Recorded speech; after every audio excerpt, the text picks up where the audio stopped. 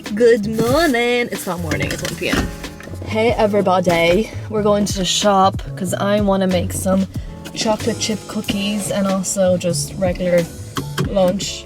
There is no food at home, so yeah, no, that's my life update. How are you doing? Good, thank you.